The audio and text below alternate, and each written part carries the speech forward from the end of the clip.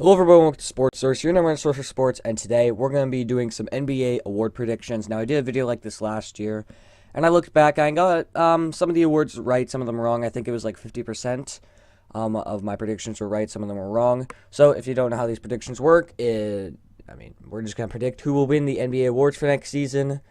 And the way I'll be doing this is I got the winner for the award, runner-up, and dark horse. So, like, an underdog for the award. A guy that could win it, but it's a shot in the dark. So, let's start with Coach of the Year. I got Brad Stevens winning Coach of the Year. You know, the Celtics. I'm projecting them to have the first seed in the East. And Brad Stevens is just such an amazing coach. One of the best coaches in the league. And he's my Coach of the Year. He's going to do great with that core. They got Hayward back. They got Kyrie back. From injury, they got Tatum, Horford, Jaylen Brown, Marcus Smart. They re-signed. I'm just really excited what Brad Stevens could do with this team. And runner-up, just Steve Kerr, because, the Warriors are going to be the best team, let's be real.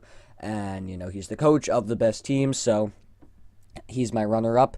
And then for dark horse, I got Quinn Snyder. He was one of my dark horses last year. It was him and Jason Kidd. But, Quinn Snyder, the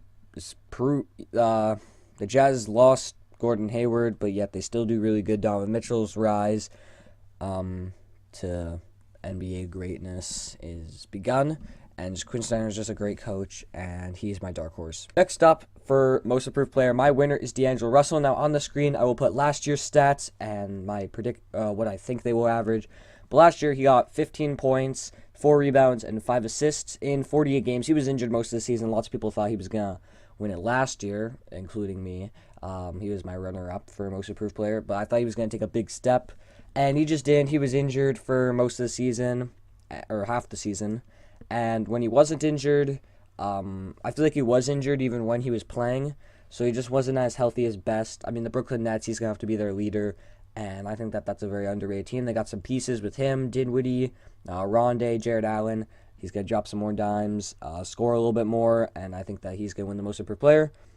Runner-up is Myles Turner. Now, I had him one of my candidates for last year winning it because, Paul George left. I thought he was going to be the main scoring option, but it was actually Oladipo.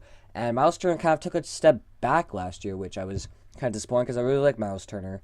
But he averaged 13 points, 6.4 rebounds, and 1.3 assists, which isn't bad, but I had higher expectations. But I think he could win it this year. If you see this picture on the screen now of just his workout and, his body transformation, he's looking really good, really ripped. The work ethic, I think that he's going to be a runner-up. And my dark horse is DeJounte Murray. I really like DeJounte Murray, one of my favorite young point guards in the league. He averaged 8 points, 6 rebounds, 3 assists. He's going to play more minutes.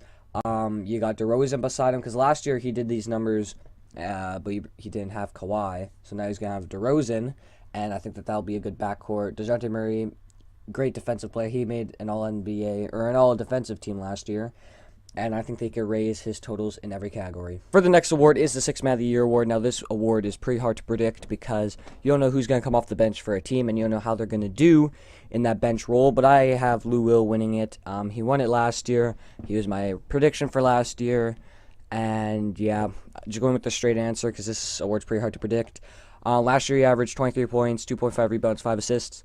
And it was really weird last season because Lou Will, he's always been an efficient scorer, but the Clippers gave him starter minutes, but off the bench. But I think that him and Avery Bradley, that's a good shooting guard combo if they decide to go that route. And the Clippers aren't a great team, but they got some promising pieces, and I have him as my Sixth Man of the Year.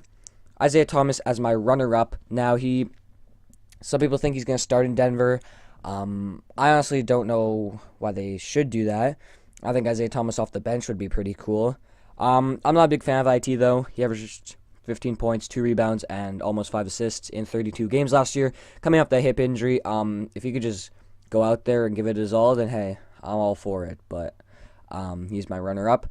And as my dark horse is actually Julius Randle. Now, usually for the Sixth Man of the Year award, you go with a scoring guard.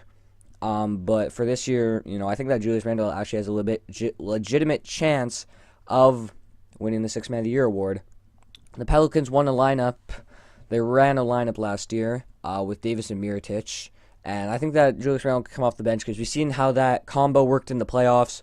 Why would they mess with their rotation? Julius Randle averaged 16 points last year, 8 rebounds, and almost 3 assists in all 82 games. He's a great player. I'm a really big fan of Julius Randle, and I think that he is a dark horse for Sixth Man of the Year next year. Defensive Player of the Year, I have Anthony Davis winning it. Last year, he got 2.6 blocks, 1.5 steals. I just think that he's obviously a great defensive player, but I think that he's just going to take it to another level this year and win Defensive Player of the Year. I think the Pelicans, I have high faith in Davis this year and the Pelicans. Runner-up, I have Rudy Gobert.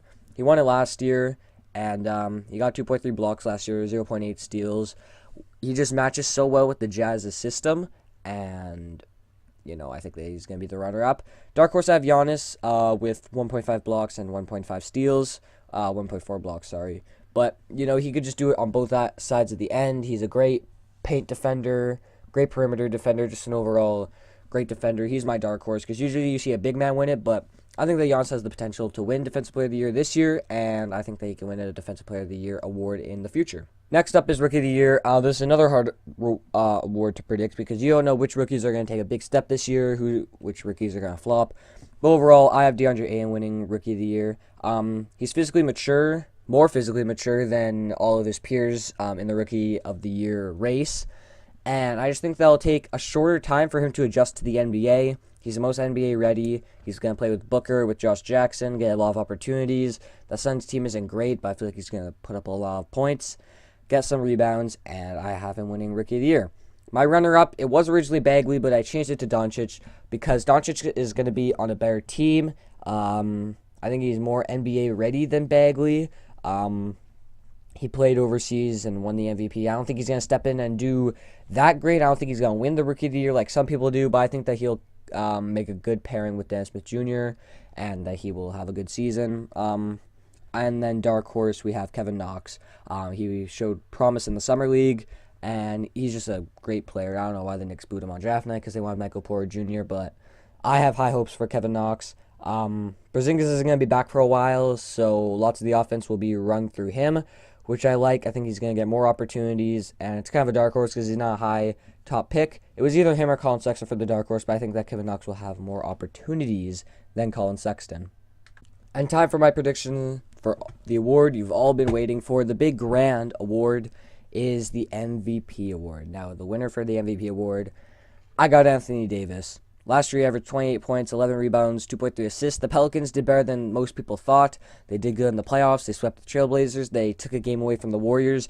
I just think that Davis is ready to take that next step. He was third in MVP voting last year. He's still really underrated for some reason.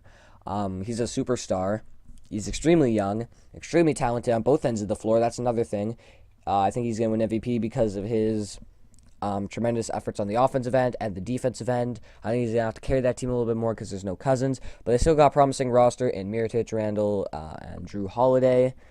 And runner-up, I have LeBron James. Now, the only reason he's my runner-up is because I don't think he's going to have to try that hard on the Lakers. He's not going to have to carry that team like he did the Cavs team. This Lakers team is pretty good. I mean, even if he doesn't show up a couple games or if he somehow gets injured, they have guys who could step in and perform pretty good. They have a nice team built around him, and I don't think that he's going to have to try that hard this year. But last year he averaged 28, 9, and 9.